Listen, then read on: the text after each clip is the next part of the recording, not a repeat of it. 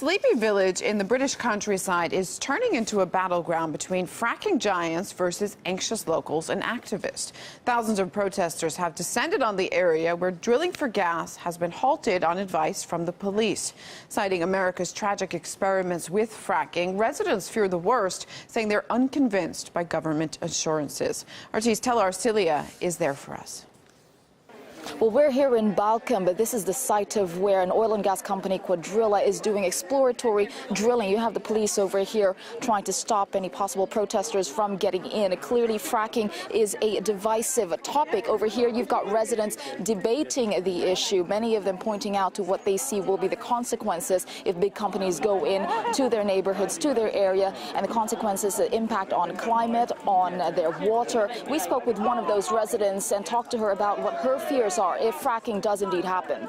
Our ministers, many of whom are industry invested, who are saying that there is no evidence of contamination and that they can regulate this safely and that this has been going on for decades, none of which statements are true, are negligent. They're either willfully lying or they haven't done the research. There is ample evidence of desperate harm that is done, that seismic activity is triggered, that water is contaminated, and the bottom line is this industry, this technology is an extreme ecocidal technology. It cannot be regulated. Once you mess with the subterranean geology, even the industry's own figures say that all the wells will leak in the end. It is just insane that this is being allowed to go ahead instead of reinvesting in safe, renewable energy technologies that will give us energy security, will give us lasting employment, and won't hurt people. It's quiet right now because they've stopped operations, having taken the advice of the police that more protesters will be coming to this area. And right over there, this is quite a common site around here where residents gather to argue fracking or to discuss with police when police officers come over to where they are camped out. This is 750 metres away from my parents' home. Yeah. If there's impacts, it will affect them. What are you going to do if there's a blowout?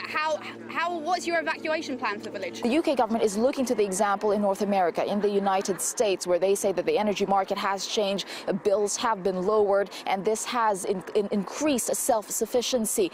David Cameron has said that this will also increase jobs as well as lower bills. But clearly, the residents here who are here camping out are saying that the positives do not quite outweigh the negatives that they think fracking will bring to them. Reporting from Balcombe, I'm Tessa Arcilia. Now, many people are in the dark over fracking, and given the confusing nature of how it works, that's no surprise. So here's a simple explanation. First off, oil companies drill down to shale rock formations, a kilometer or more even underground. Then they drill horizontally through it.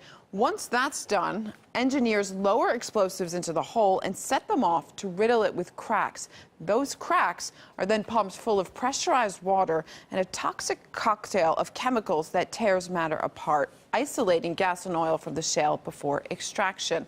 So what's the catch, you might ask? Well, remember all those toxic chemicals they pumped in? Those can float right back up, straight into your drinking water, your lakes, your rivers. What's worse, fracking results in a tremendous amount of waste, including radioactive water, which then has to be dumped somewhere. The toxic drill fluids also contaminate the ground, slowly spreading through the earth near the drill site. And to top that off, as if it wasn't enough, a tremendous amount of highly potent greenhouse gases are released during the entire process, which dwarfs the environmental impact of conventional oil and gas exploration. So those are the dangers, but why isn't the government worried as much as others? Andy Chiba, MEP candidate for the UK's Green Party, believes it's because London is fully vested with big business. The links between our current government and the fossil fuel industries are there for all to see, and therefore, there's got to be strong suspicions of vested interests there at work. It's no big surprise until we get a massive change of government in this country. The priorities aren't going to change. They're going to be looking after their buddies in these big companies. The campaign at the moment is focused on Balcombe, and that's going to be the same across a lot of these Tory heartland areas that are threatened by this industry. And that's before the whole country starts to realise just how corrupt this government really is. And I think people are just seeing through the thin tissue of lies and the connections with these big industries, and it's becoming clearer and clearer by the day. And I think this government is headed, hopefully, for one hell of a bloody nose come the next election.